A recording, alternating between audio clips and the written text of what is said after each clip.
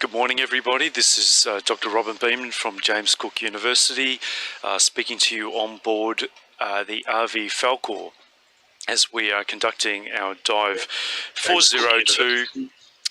This is our 10th dive for our northern depths of the Great Barrier Reef expedition. We are privileged to be speaking to you from the control room here on board at the very far northern reaches of the Great Barrier Reef, offshore of Cape York Peninsula, a very remote part of Australia and certainly a remote part of Australia's ocean marine estate. So I'm joined here by my colleague Marty McNeil, and just Marty, if you can say hello, and then we'll bring in our guest speaker. Thanks very much, Rob. Good morning, everybody at home and onshore. My name's Marty McNeil. I'm a marine geoscientist at Queensland University of Technology in Brisbane, and it's great to have all of you regulars and any first-time viewers with us this morning for our 10th and final dive of the northern depths of the Great Barrier Reef expedition. Yeah, thanks, Marty. And we've just been in the water for about 15 minutes getting ourselves set up here. But today's dive is, like I said, the 10th dive of this expedition, but it's also the very last dive of the year. At the end of this dive, the ROV SuBastian will be demobilised, packed up, and the ROV team will be heading back home for well-earned rest. We're trying to fit a fair bit in today. Today is what I love by saying deep and steep. We're heading down to 2,000 metres. We're just off on the continental slope, seaward of Wreck Bay, a very prominent bay, and Cape York Peninsula, sort of nestled amongst these really interesting detached reefs. These are about 500-metre high tall reefs. Wreck Bay sits in the middle of it, and today we're heading for a plunge pool about 2,000 metres depth. But before we get there, we are going to be joined by Dr. Dhugal Lindsay from JAMSTEC in Japan. He is waiting for us onshore in Japan to give us this wonderful and fascinating audio on the plankton that we're going to see in the mid. Yes, loud and clear. Thanks, Rob. Marty, thanks for the introduction. We're seeing on the screen here a Physinect siphonophore before I introduce myself, just because it's on in frame. It's a long colony, jellyfish colony, made up of various zooids or individuals that are joined together by a tube that joins all of the animals together. And it looks like a larvation, perhaps, a little tadpole-like filter feeding animal in front of us as well. A lot of these animals are quite transparent, so they look a little bit like, oh no, it's a ctenophore. You can see the glittering of the comb rows as they reflect from the lights of the ROV.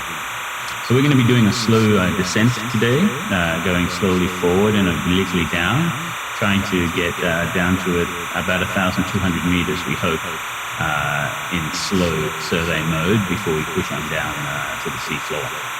My name is Dhugal Lindsay.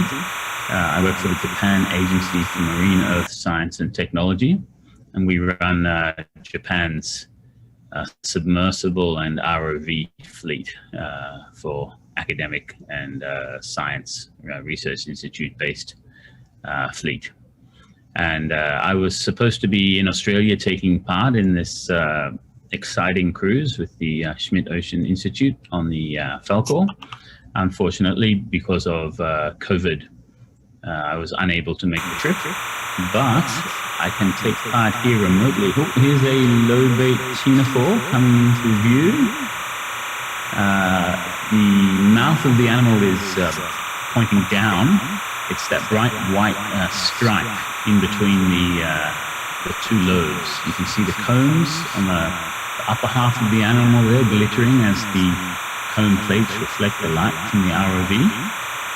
And in order to tell what this animal is, you'd need to look at the internal canal structure to see how it branches off and joins the comb rows.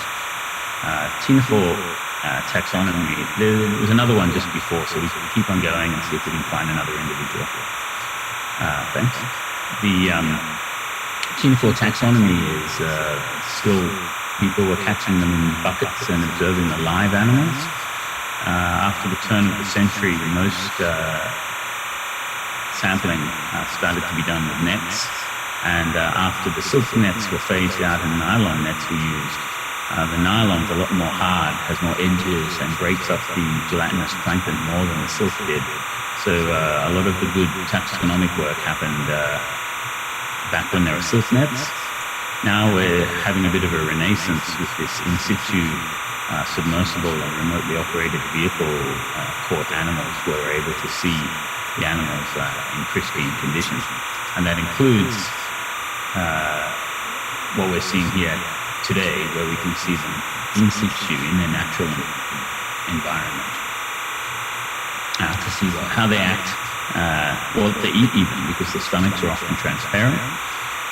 So we're trying to get an idea of what kind of gelatinous animals are living here off the Great Barrier Reef. This will allow us to compare them with other areas that are more well-known, like the Monterey Bay in California and off Japan, for example. Pretty much that's where most of the information on midwater communities is centered. Two places in the entire Pacific Ocean. And so we're dotting some I's and crossing some T's here, being able to get information from the southern hemisphere and compare it to the northern to see whether at similar latitudes we have the same kinds of animals here or not. And I think we found so far during our dives here that the answer is no. There are different animals down here. What's that? Possibly a Thalassocalus or a Pseudusa. Looks like a bell-shaped gelatinous animal, but not a Medusa. Something else that through convergent evolution has taken up a bell shape to its body. These animals are very, very small usually, especially in areas with a lot of sunlight, like we have here off the Great Barrier Reef. There's a salp chain, I think. I'm identifying the animals here with the live video streaming over Zoom, which is kind of similar to what you'll be seeing here on YouTube.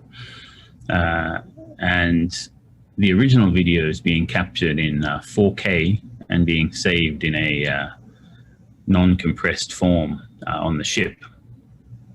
So we'll be bringing that video back to Japan, and in the laboratory we'll be reanalyzing it to identify all of these animals. So any identifications that you'll be hearing.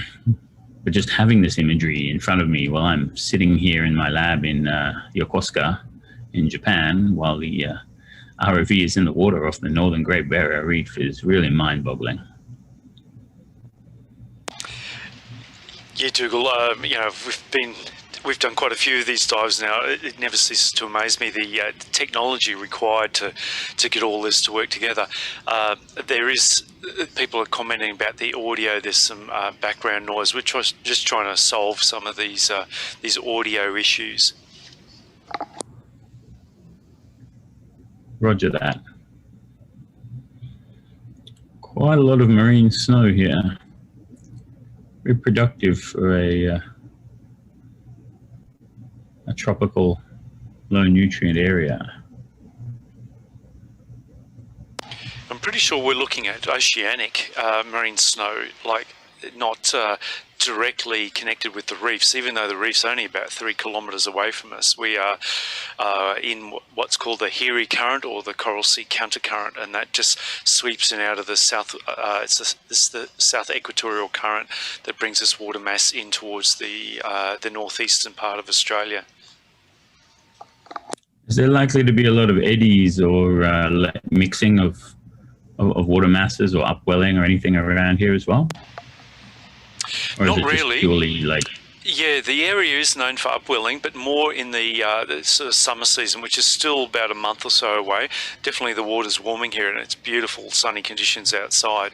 But this water mass is this part of this Erie Current. So you're well aware of this. The South Equatorial Current comes into the northeastern part of Australia. The southern arm of this current splits and becomes the East Australian Current, approximately level where ribbon reefs are.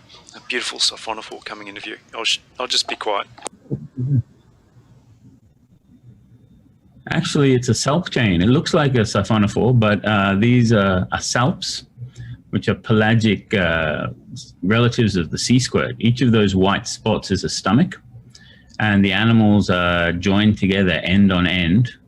They're transparent barrels, which as they pulse, they suck water in through the mouth, filter out all the particles to feed on, and then push them out the back of the animal. And that's how they can swim through the water.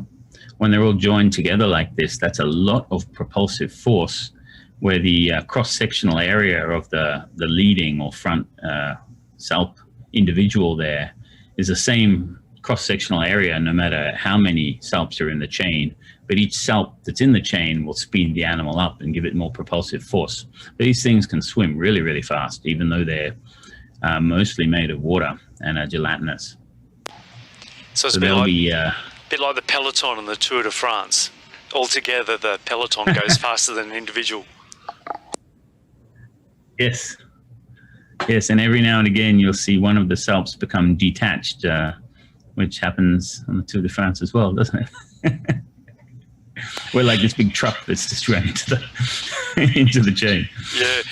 Are these the same salps that we see with the Pheronema? You know, that alien-like creature. Is this the same one that they take over the individual salp? Yeah, some species of Pheronema have been making barrels out of pyrosomes, which are colonial sea squirts. Much smaller and all joined together like a barrel. Okay, thanks for that with the salp. Let's keep on pushing forward and down. That was nice. So yeah, some Phronemeids make their houses out of salps, some out of pyrosomes, some out of siphonophores even. So there's a range of different houses. Once they've been chopped up into barrels, it can be challenging to tell what the animal originally was, of course. But that can be done to some extent using DNA barcoding. And one of the things we're doing here off the coast of Australia is getting good video imagery of animals so we can tell what their morphology is and do a taxonomic identification. And then as well as preserving the sample in formalin, which will keep the body structure intact, we hope, we're also taking a subsample in ethanol to do sequencing later. And by getting a DNA barcode for animals where we're sure what species they are, when people catch squishy bits of mush in the plankton net moving forward, they'll be able to sequence them and say, that used to be X siphonophore, that used to be Y ctenophore, because we will have done this groundbreaking work using the ROV here. That's one of the major results that will come out of this series of surveys. And we have the slurp gun standing by for any particular samples you want there, Dhugal. So just sing out, and we should be able to stop and capture them for you. Roger that. We're keeping our eyes. Sorry for the pilots. The animals that we're unable to catch in plankton nets will be the main targets of what we're going for with the slurp gun. So very fragile, very fast, very small. You certainly picked a difficult discipline to get into there, Dhugal, and maybe that's what's interesting about it. You know, if it was easy, everyone would be doing it, but it's hard, and of course, here we have this giant three-dimensional landscape, the mid-water zone. As you said before, it's probably the largest ecosystem on the planet when you look, the entire volume. Do you want to just talk about that a little bit more?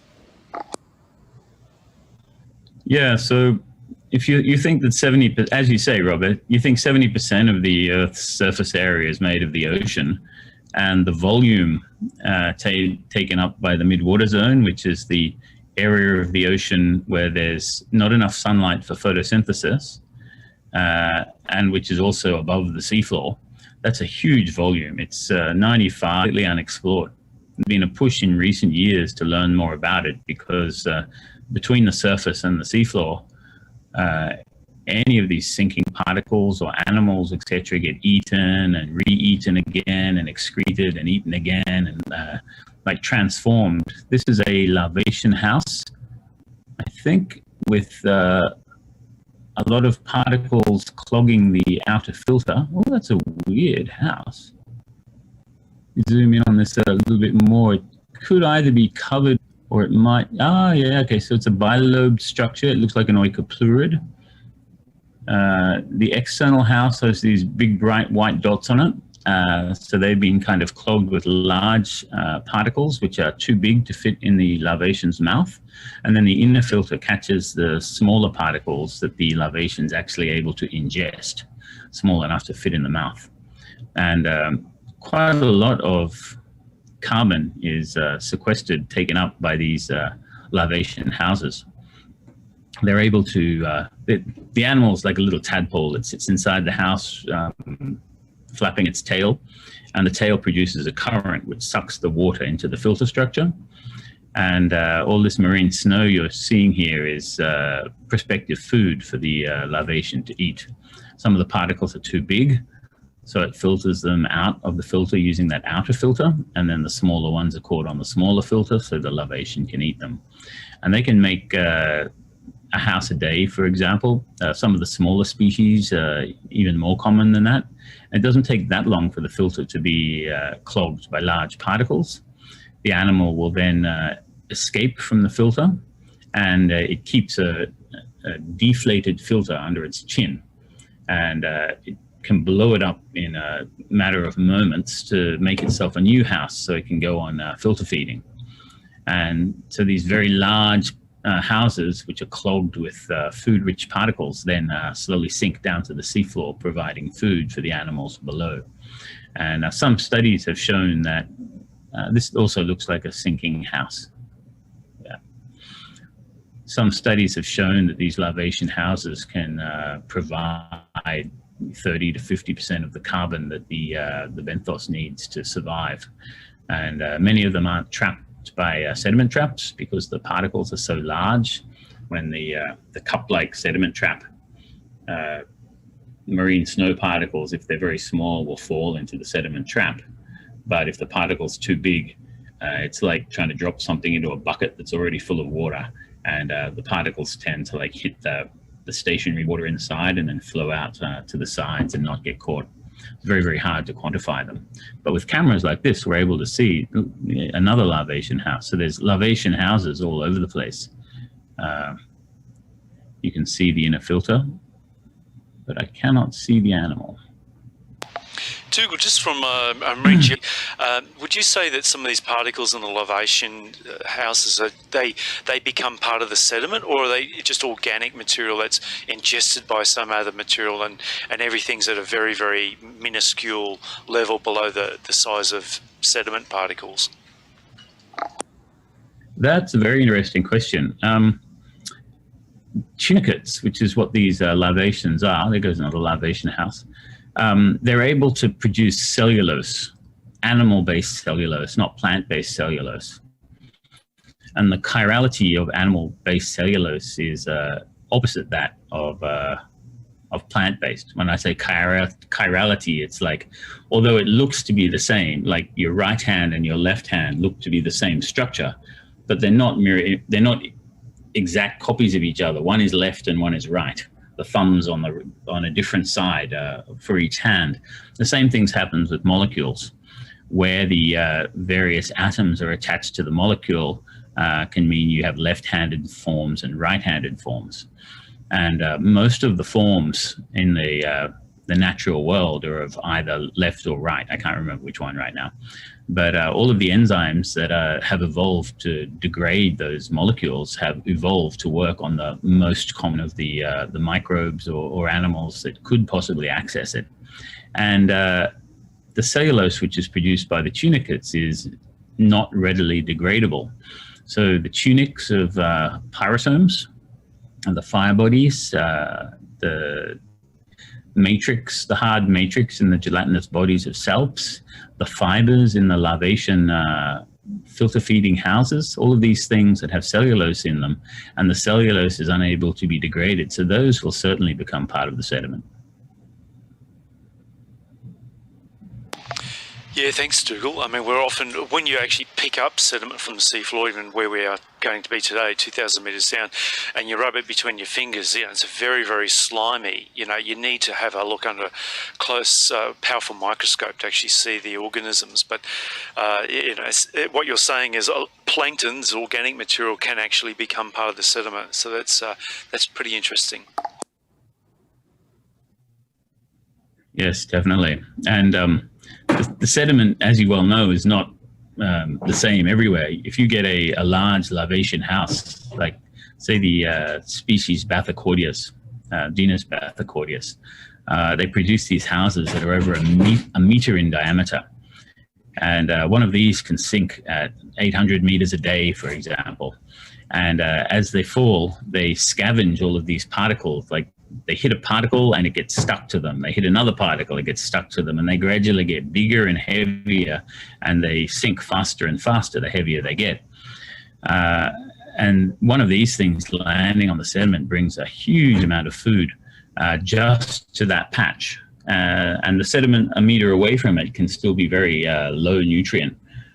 Whereas where that house has just fallen has fresh phytoplankton caught up in the materials of the house, and so is it like an oasis there. And the whole seafloor is just a patchwork of, just looking at it, you think, oh, you know, it all looks much the same. But because there's so much of this fine microstructure to the environment, you get a high diversity in the sediments. And the midwater as well was thought to be, you know, just a big mass of water that things are swimming or floating in. But if you look at the larvation houses and other mucus structures, particles of marine snow, etc., you see it's like a three-dimensional minefield of structure. So it isn't just a packet of water. And when we think about why are there so many different species of plankton coexisting when the environment's just like water, water, and more water, it isn't actually. There's all this different marine snow. There's jellyfish can provide surfaces for animals to attach to and live on, parasitize. Yeah, it has a lot more structure than we generally give it credit for. So down at 450 meters now. Dhugal, it must be really thrilling to be in the Shinkai, is it 2000 you've got, the JAMSTEC vessel? I was just having a look at looks like a shrimp coming into view. Oh no, it's fish. Yeah, maybe a larval fish. Yeah, the Shinkai 2000, which I've done the majority of my dives in, 20 I think, roundabouts. That's been retired. We now have the Shinkai 6500, which goes to 6,500 meters. Shinkai 2000 only went to 2,000 meters. And I've done, I think, 4 or 5 dives maybe in the Shinkai 6500 as well. But yeah, she's still running. In that you're looking in 3-dimensional space and needing to focus on multiple objects at the one time, whereas an ROV's video camera normally is focused on one plane. But as ROV technology has been improving, we have multiple cameras on the one platform, so you can have them all at different fields of view or different focal planes, etc. And when you think about being able to have so many scientists involved in a dive at the same time, you can have fish experts, squid experts, rock experts, jelly experts, all these people involved in a dive, whereas with a crude submersible, you only get 1 or 2 scientists on board. So yeah, they definitely fill different needs. A lot of my work recently has been using remotely operated vehicles, and it's really exciting to be able to look out and see what there is in all these different places. We always find new things. I guess that's one of the the perks to working on a group that is very, very difficult to research due to their fragility, transparency, etc., is that because they're so difficult to research, there aren't that many people who are researching them. And when you think that 95% of the volume of the planet is this midwater environment, and most of the animals you come across in an ROV are gelatinous to some extent, that's a really big hole that needs to be filled with people doing research on these animals. That looks like a krill there. 475 meters depth. So a lot of these little particles here, although we can't tell what they are with the current resolution of, at least on the Zoom feed now, they're likely to be little crustaceans, copepods, little worms, single-celled plankton, planktonic organisms. They could be the scales of fish or the molts of krill. As they grow, they drop their carapace, empty carapace, and they sink down as marine snow. It's all matter of different particles here that are floating around, each with varying food content and different components making them up, all providing a different kind of food to different kinds of animals and therefore enhancing the diversity.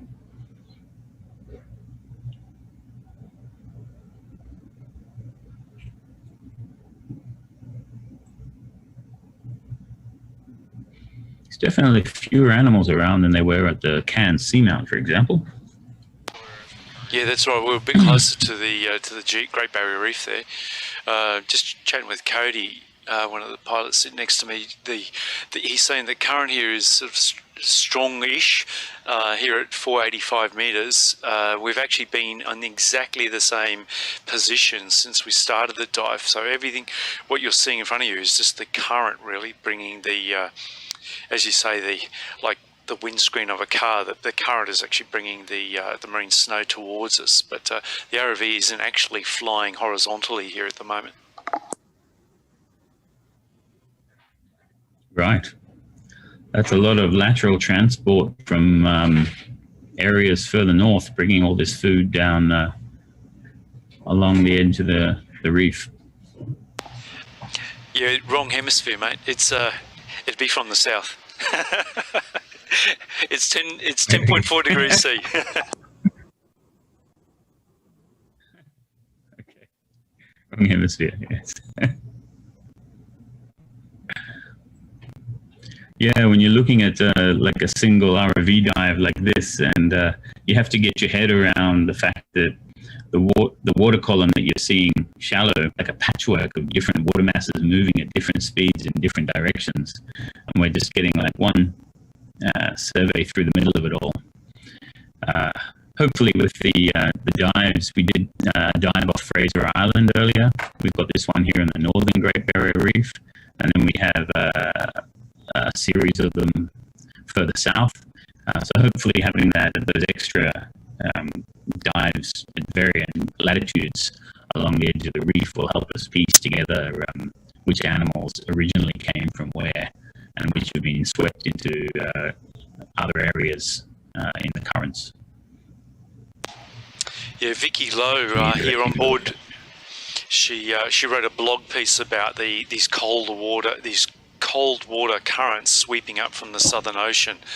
So we've just crossed 500 meters down. The temperature is dropping pretty quickly. We're at 9.1 degrees C.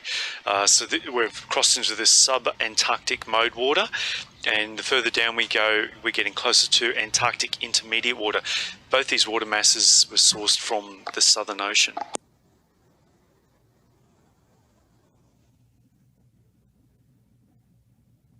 Oh, is that a polychaete?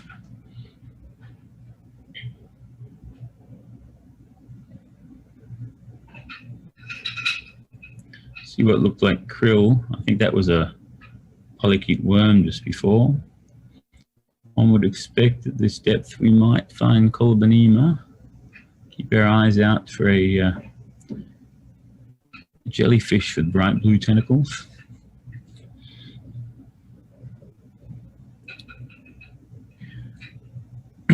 One of the animals we're trying to look for today is called Solmissus, the dinner plate jelly. Looks like a big flat, well, a dinner plate, obviously, with lots of thick tentacles coming out from the bell, between 20 and 36 roughly usually.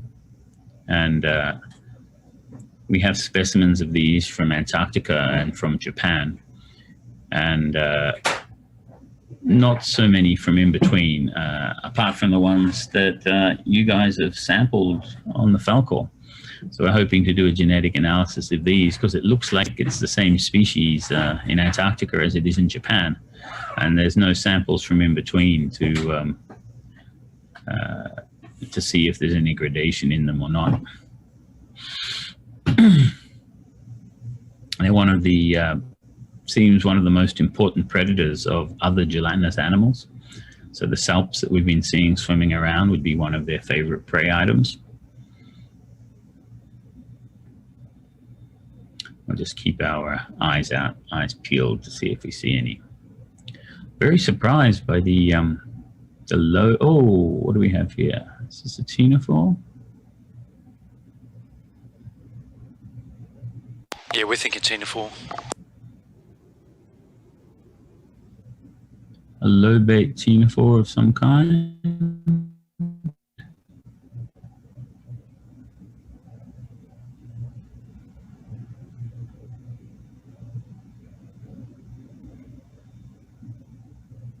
Be a Bathus cirroi or an Oceropsis.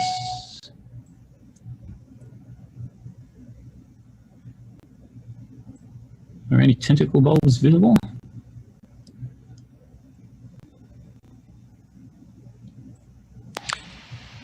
Seems quite small. There's a Lindsay or some other Calicophorans siphonophore there in the foreground. Guys are just trying to stabilise the SuBastian here. Roger that.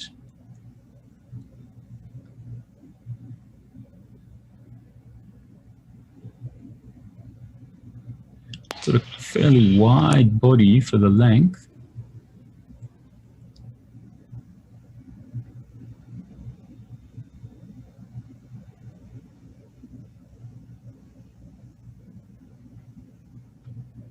And it looks like the tentacle bulbs might be on either side of the mouth rather than at the top of the stomach.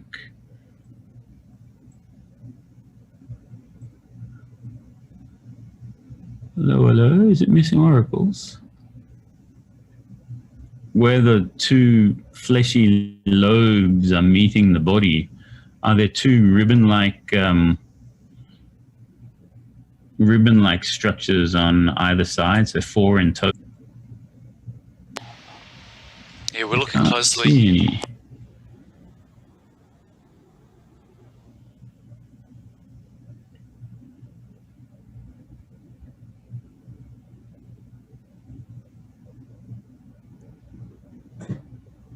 If it does lack oracle, that we still have to capture in pristine condition to be able to tell what it is and to get some genetic information on it. They're quite fragile. This guy's holding together pretty well though. Will this be a sample target too?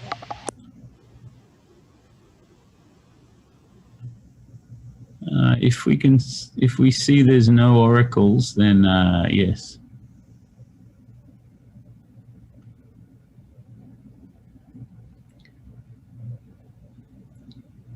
Or if we start to, whoa.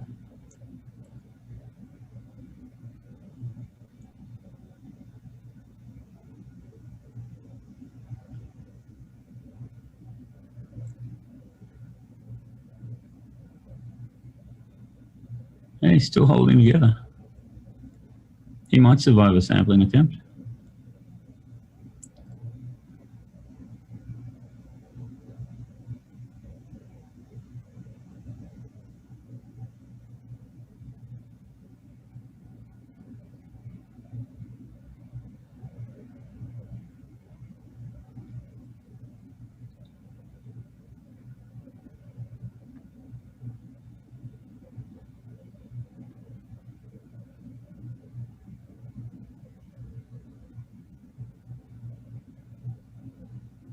Plunge inside the lights.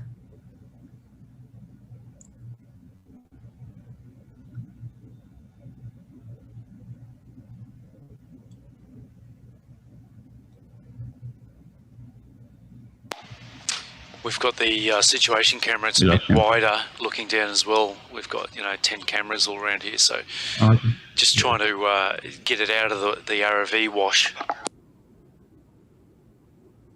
Roger that.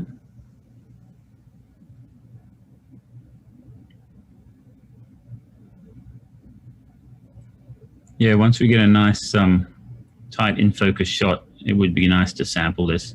It won't survive formalin preservation, but if we have it in ethanol, hopefully we'll get a combination of images and molecular information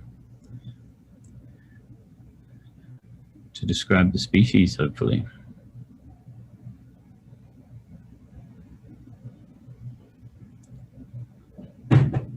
It's quite small, so very challenging to videotape, I would imagine.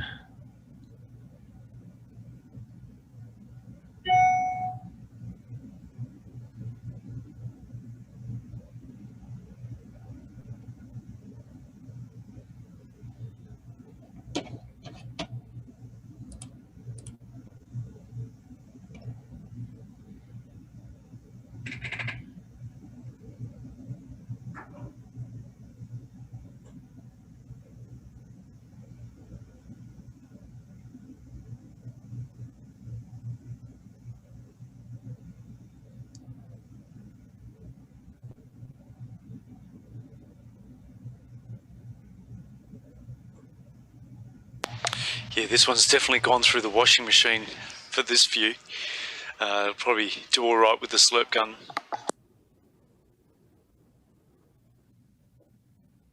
Okie dokie.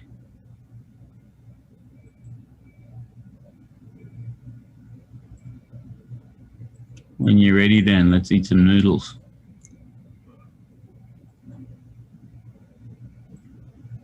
A lot of krill around. They must have come to the lights.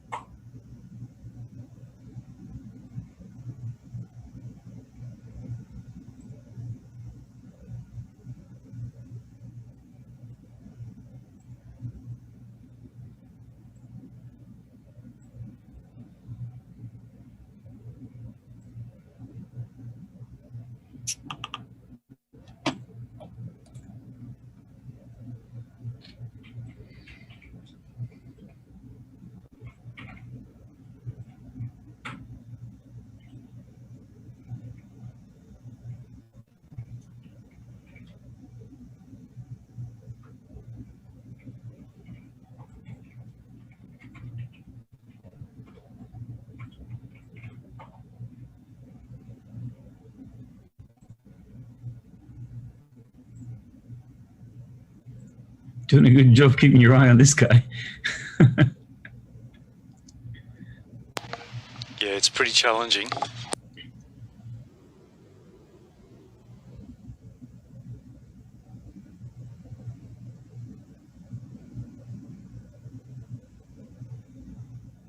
Sampling is a lot easier with a manned submersible because you can actually see where the animal is. This, you've got to be really talented at processing multiple video streams at the same time, and yeah, really hard to do.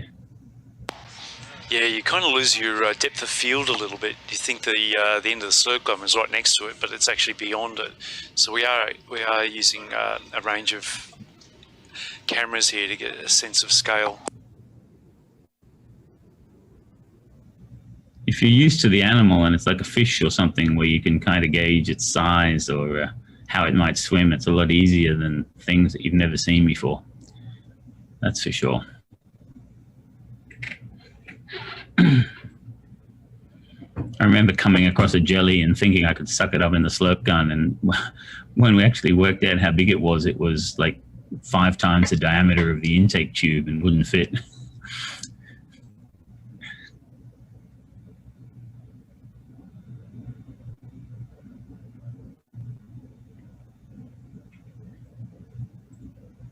Might have lost him, eh?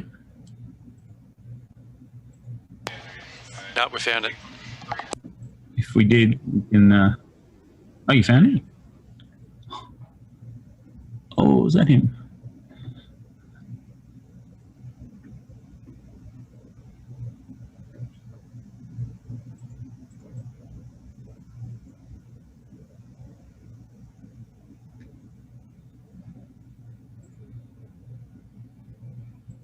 It's quite small. Yeah, it's really close.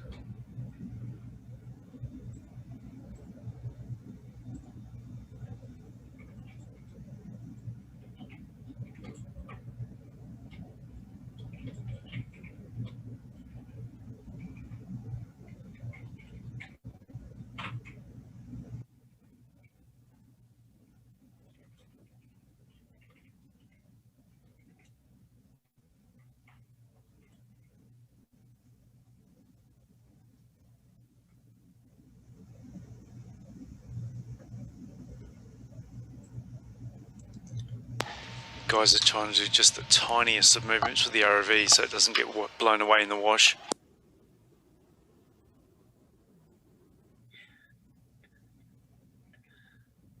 Like trying to catch a grasshopper with a road train, right?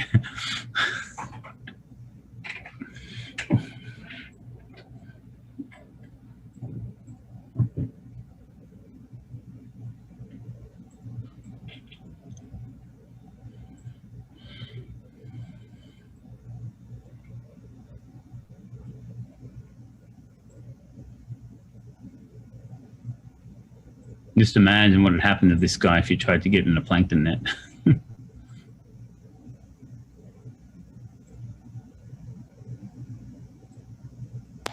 Actually, that's why you want to make these DNA barcodes.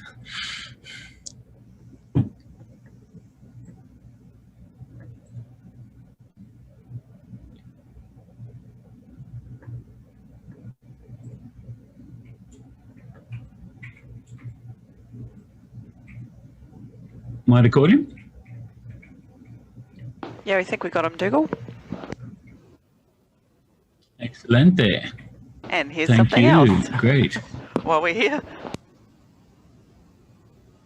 That looks like the column email I was just talking about just before, the bluish tentacles. Yes, it is. Colobinium sericium. So let's drive the ROV forward a bit to get rid of all these krill because they're distracting. I think they've worked out something interesting is happening here with all the lights on and have come in to see what we're doing. So we'll blow them out of the way and go back to a slow descent, oblique descent. Thank you very much for that.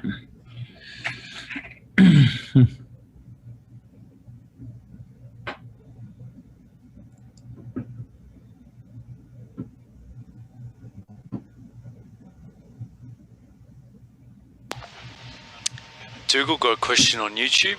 Is eDNA useful for your work? We're seeing a lot of this eDNA coming out in scientific research publications.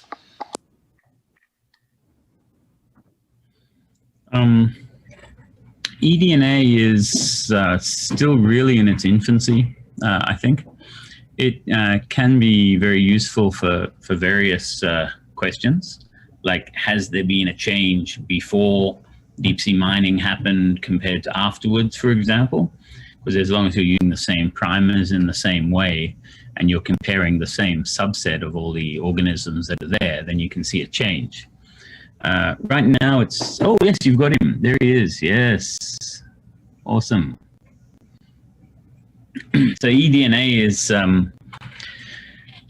you're using fairly short sequences, and depending on the kinds of animals you're interested in, you're using different genes and different primers. There's like, they use 12S for fish, for example, and different primers work better on sharks and rays than they do with bony fish. So they mix the primers together so they get both at the same time.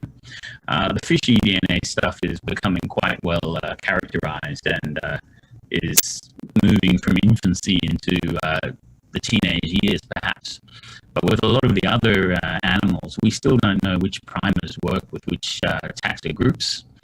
And within those taxa, are there certain subgroups that do or don't amplify with those primers that need a mix of primers, just like with the cartilaginous and the bony fishes? So it's very important that as a taxonomist, when we catch like a ctenophore like we just did now, some primers will work on it, some won't. And I think we need to, rather than sequence the genes that we know are good for our own work, our taxonomic work or phylogenetic work, we also need to look out to see what primers are being used for eDNA for like a range of different taxa, and try and get sequences for those areas as well, even if they're not immediately useful to us ourselves, so that other people can use the information that we get, because it does cost a lot of money to catch like the ctenophore we just caught. We've got a robot and a ship and a crew and scientists, and like everything is working to catch each animal. So we want to get as much value as we can from them. I think, but taxonomists normally don't get much in the way of research funding compared to some of the other groups. But I think a lot more effort needs to be put into sequencing genes that normally you wouldn't need to sequence, but you should sequence for the good of science as a whole, because eDNA certainly allows you to get a large holistic picture of everything in a packet of water or a glob of mud, that you can tell if a certain species is in the environment or not. Whereas you just wouldn't be able to catch like a giant squid or a megamouth in your plankton net. But if you find in the packet of water its genes are there, then it's got to be there somewhere. So it is powerful, but it is still in its infancy. And the kind of work we're doing here should help to bring it to more maturity. Hatchetfish coming into view. And a ctenophore. And another lobate ctenophore.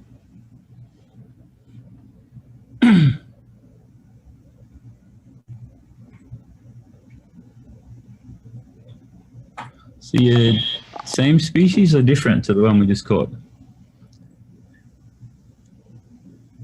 It's definitely lobate. The other one got so washed up, it was hard to sort of identify it near the end by the time it got slurped.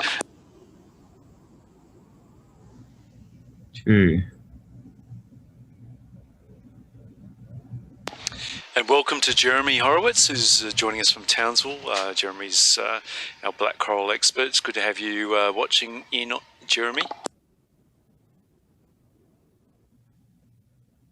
He's still hanging out through the first pelagic black coral to turn up during these dives.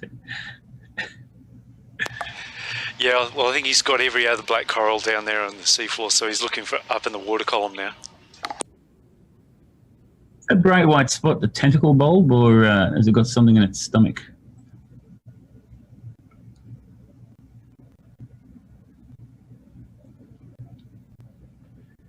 Can rattle off a list of things it isn't, but I still don't know what it is. Wow, it's got a really long stomach.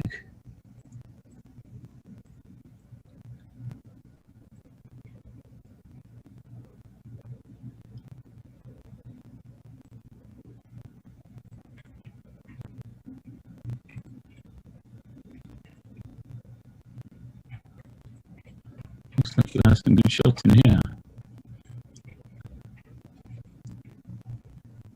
Might be the same as what we just caught.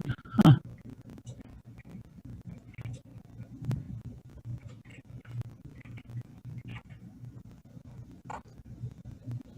Very wide.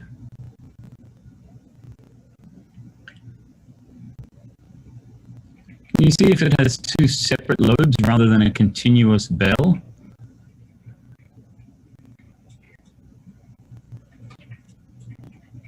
I think maybe it does. My first impression was separate lobes, Dhugal. Okay. Yes, it might be the same thing, or something very close. And the tentacle bulbs are on either side of the mouth. Very, very long stomidium, long stomach there. This is great. Yeah, videoed it from lots of different angles. It's awesome.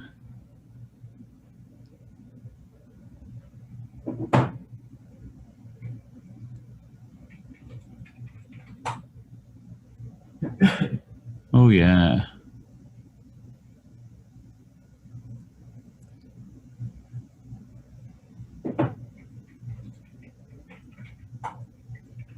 Those reflections coming from the comb rows are reflected light from the ROV's lights. They're not bioluminescence. If the animal bioluminesces, it probably will do it in blue.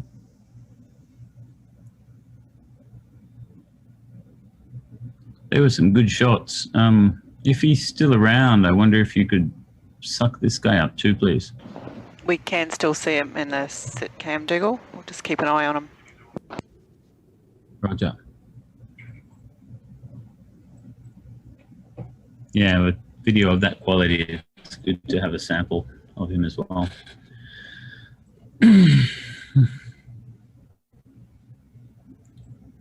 Should be able to tell his morphology pretty well from that.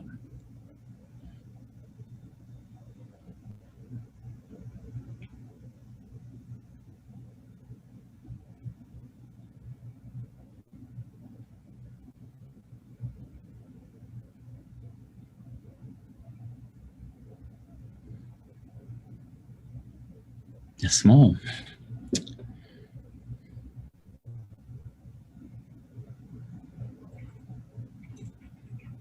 Yeah, we think that went in. Yep, you went in. Excellent.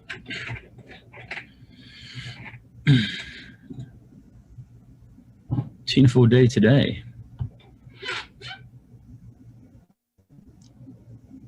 It's amphipods in the field of view. Quite a few of them.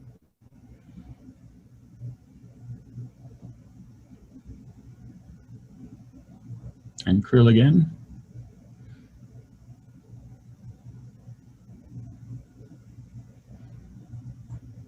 It looks like we caught an amphipod in one of the canisters too. There we go. Is that the one we just caught? Yeah, that's the second one, the one we just caught. Yep, in jar number 2. Awesome. Looks to be in pretty good shape. Awesome, thank you.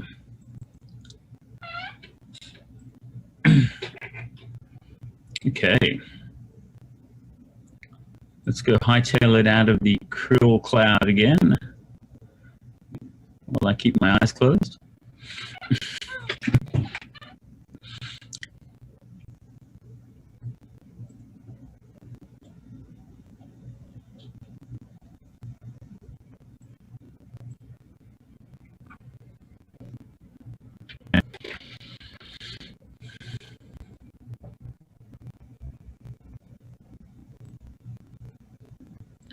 Yeah, well, the light penetrates to deep depths because of water clarity and the angle of the sun on the horizon in the sky. I mean, the animals are very transparent and mostly small up in the upper layers. We probably won't see any highly pigmented animals for another couple of 100 meters, I would imagine.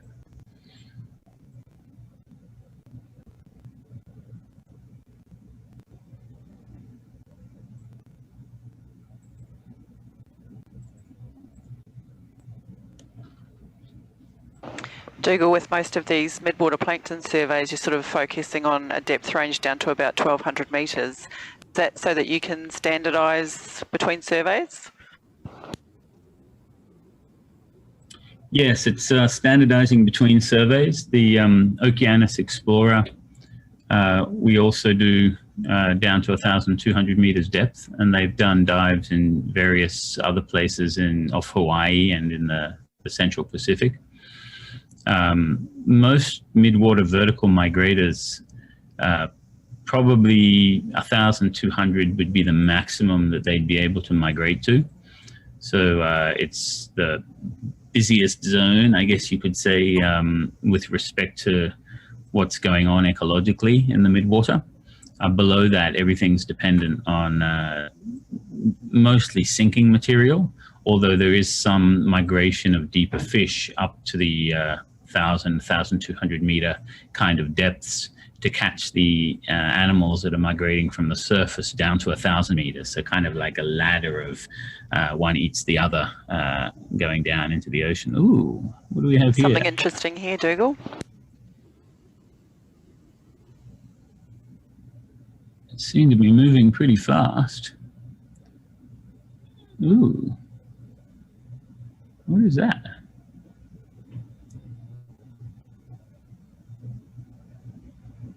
That's a jelly, yeah, a Trachymedusa. It's possibly a little Colobonema. Get a bit closer and see if it has long linear gonads running along the 8 radial canals or not. Yeah, I'd say this is a juvenile Colobonema.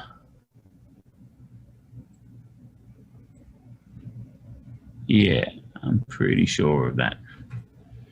Okay, let's keep going. That's great. Another data point. So because we're doing these surveys in various places and looking at the same depths, we're hoping to be able to tease apart the reasons why these animals are living at those certain depths. Is it they can actually sense the depth itself? Like, do they have pressure sensors? Is it because they have a certain salinity or temperature range that they like to inhabit? Oh, wow. Do we have a solstice here? That's a good size. Yes. Look at how many tentacles. Oh, yes. Okay. This is our dinner plate jelly that we were looking for. I wonder how many tentacles do we have there? Do we have more than 30? Doesn't matter. I want it anyway. I got at least 26. I'm going to try again. Awesome. It's a nice video so we can see the shape of the stomach pouches and the gonads. Yeah, I'm looking at gonads again, or you guys can go wild on YouTube. Yes, Dhugal and his gonads. Ooh, this is different. It looks like Might be 30 tentacles, Dhugal. We're just checking again. Yeah, we think 30 tentacles. Ooh, definitely want this guy. Once we get a shot from directly above or from directly below, so we can get a look at the shape of the stomach pouches, just in case they get broken up when we suck him up.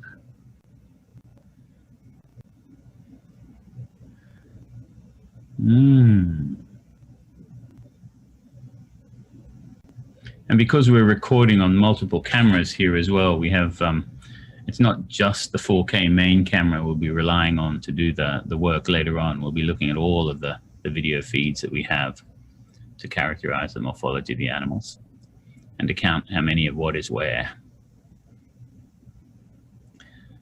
Looks like the central dome has some fairly thick mesoglea, which is pushing down into the stomach.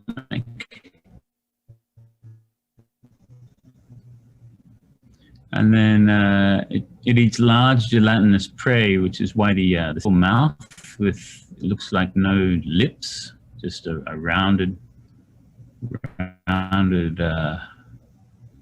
lip on it, no frills. And then as they digest the animal, the bits of them can go into those stomach pouches, which increases the surface area where digestive enzymes are excreted. And normally the baby Solmissus are located in little brooding pouches around the stomach pouches, so they probably feed directly on the food that the adult is digesting. This one looks to not have any developing young, although there are bright white strips of material in between the stomach pouches, which could be gonadal material. We'll only know that when we look at the specimen later under the microscope. There's another Colubenema there in the camera. And is that a Selp?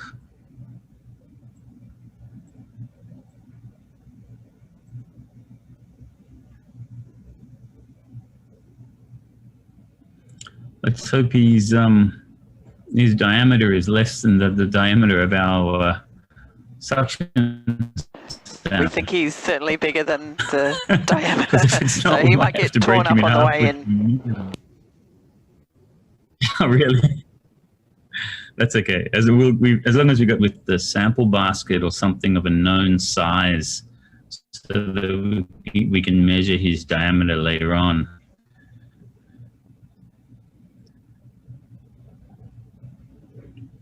Just going to put the lasers on here, Dougal. Lasers see what we on get from now. that. Oh, that'd be good. It's really transparent, so you might have a hard time getting bright enough. We're thinking like about 10 that. centimetres across. One.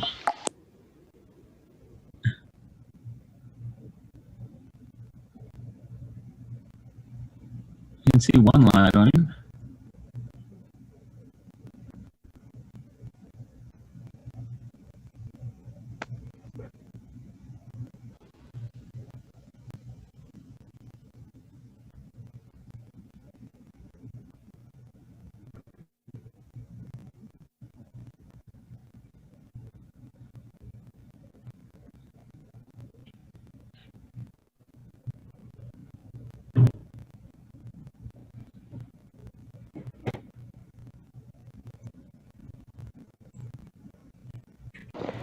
The bell is 10 centimetres across, Dougal. Awesome. Okay, let's take a core sample of it with our suction sampler. Very nice. A nice side-on shot.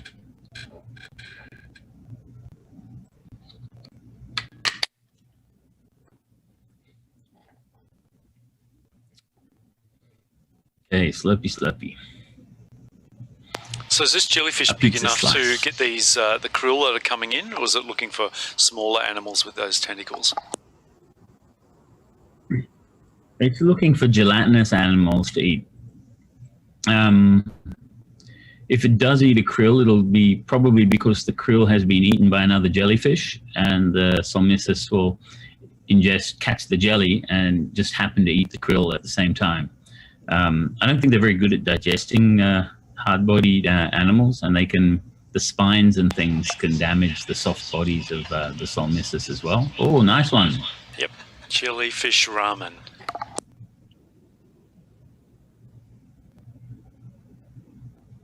Okay, excelente.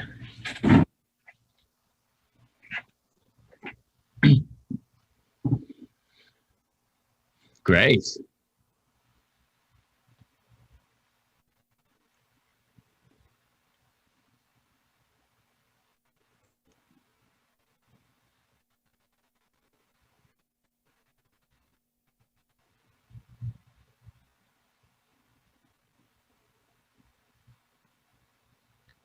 So this coming up on 595 meters depth.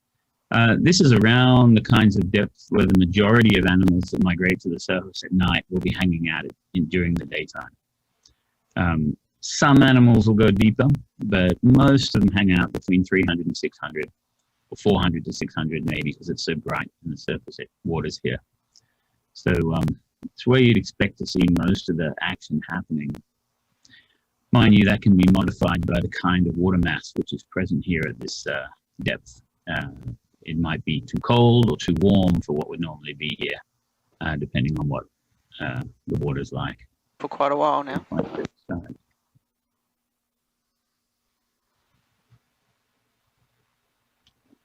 So we're collecting temperature, salinity. Do you have oxygen readouts on the? Yes, we do get that data as the well. ROV, or just temperature? Excellent. So we'll be able to do some statistics to work out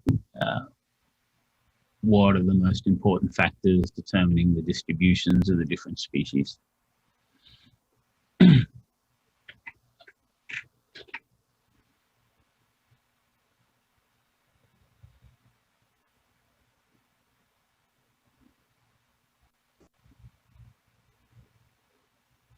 This video must be stunning in 4K.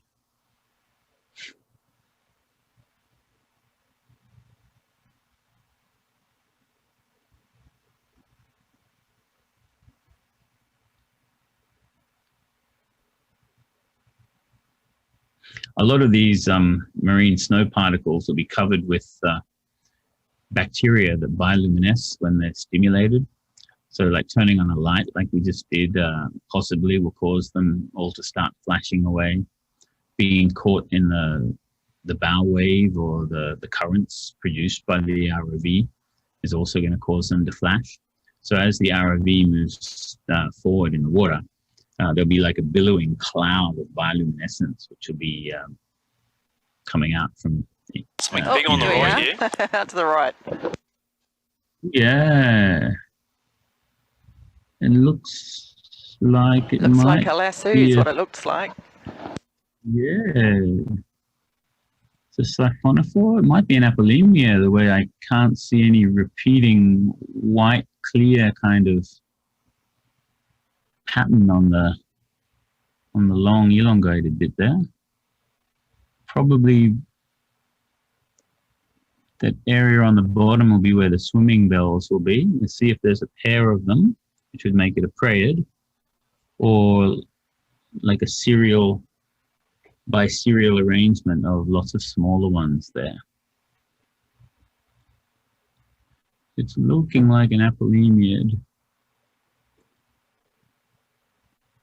Nice and long.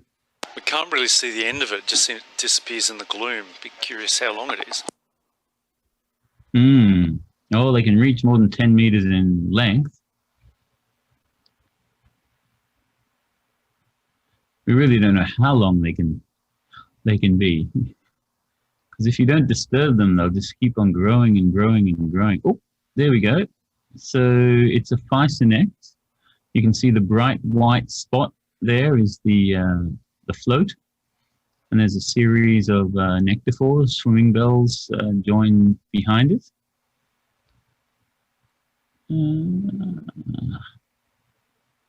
So we're talking about a long thread that's crossed over to give it that loopy look? I think it's kind of doubled over on itself. Maybe the tentacles even are intertwined with each other. It may have caught itself. The bright white spots you see along the tail there are full stomachs that have eaten something. That's good. Get in on that swimming bell nectosome there, if it's an apolemia. Certainly looks like an apolemia, the fuzziness to the stem. Oh, the head broke off.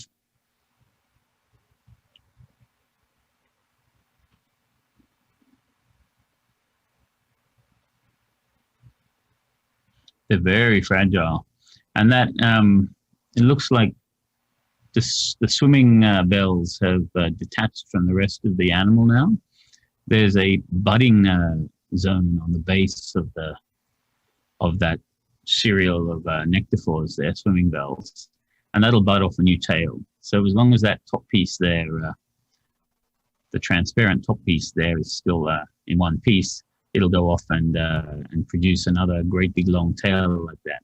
And the tail, the cyphosome, is going to keep living there, floating in the mid-water, happily eating other animals, reproducing, until slowly it sinks down to the seafloor where it'll provide food for the animals below it. If it's neutrally buoyant, it might not sink down to the seafloor. It'll just keep on reproducing, and making more of these animals as it gets older. So that's the nectosome, the part of the body that includes the... You're right for us to keep going, Dhugal? Yes, let's keep going. That was an apolemia. There's more than 10 undescribed species of apolemia, and you need all the parts to describe them. So they're pretty difficult to do because they're siphonophore with so many different kinds of zooids, different polyps on the colony that they're very, very involved, I would say, which I guess is why not that many have been described. Molecularly also, their rate of evolution is really, really slow. So even comparing the mitochondrial gene sequences, there's only a couple of base pairs difference between the different species. Makes them very hard to work with.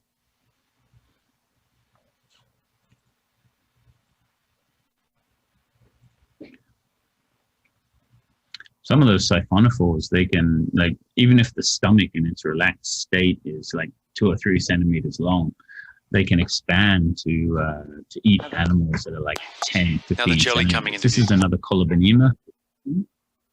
Yep, I can ID that. Let's keep going. And see, he's got tentacles of different lengths, so he's obviously been attacked by something in the past. Shed off a couple of tentacles. Hope the tentacles get caught in the gills of the Another fish. Solmus or is they coming bite into them, view now, Dougal. distract someone. Oh, yes. Is that another Solmesis? Yeehaw. Let's get some video of this guy, please.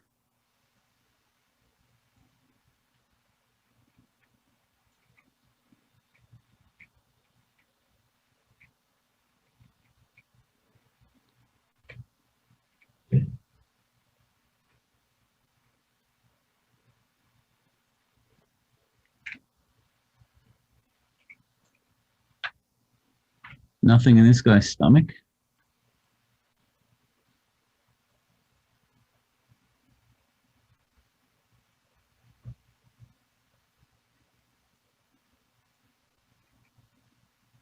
So apolemia is also known to eat gelatinous animals. Solmus is also gelatinous animals. Colobonema probably eats crustaceans.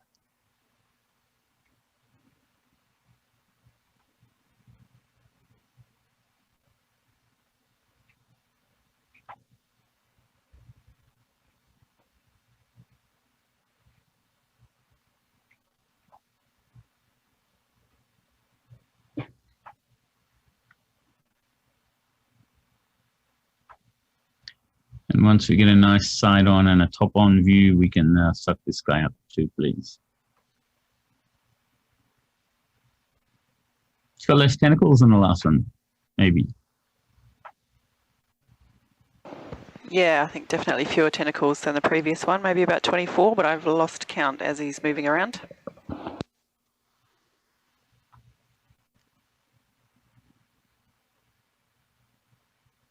Flat, almost concave bill there.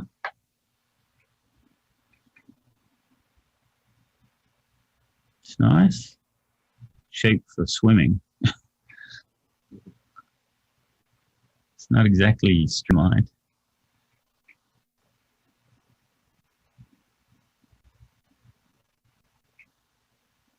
But I guess he wants to maximize the size of its stomach compared to the amount of organic matter it uses to make its body, so it ends up being like that. Not built for speed.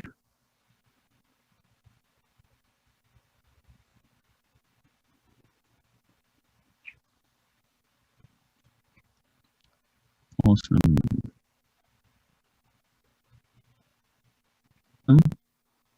We try and get those 2 lasers on him as well, please.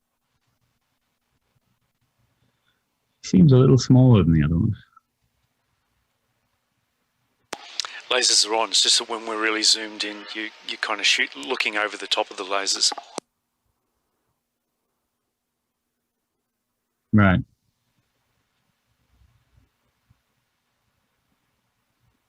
Maybe a fraction smaller, Dougal, but not much actually. Okay.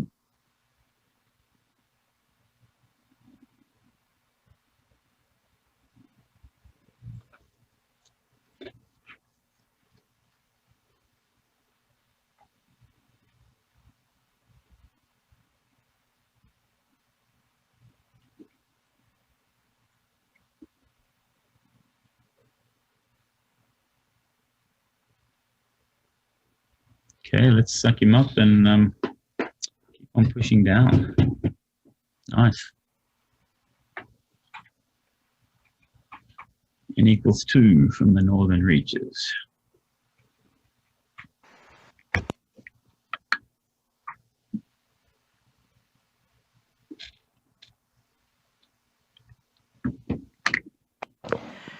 Dhugal, Rob and I are just stepping out for a few minutes for another meeting. We'll leave you in the hands with the scientists here in the control room. Valerie is here to chat with you and count tentacles if needed, and we'll be back with you again shortly. Roger that. Thank you. Looks like we had a successful capture of this just then. Hi, Dhugal. This is Valerie. Hi there. Hello, how are you today? Yeah, I'm good. Pretty excited about this dive. It's my first midwater dive, so it's been very different to most of the other things that we've been doing. Yeah, I've been seeing a lot more of the benthos than I normally do this last cruise. It's been very educational and entertaining. Yes, exactly. And same for me, actually. One of the first dives that I saw and watched as a live stream was the one that you guys did off Fraser, I think, the midwater dive.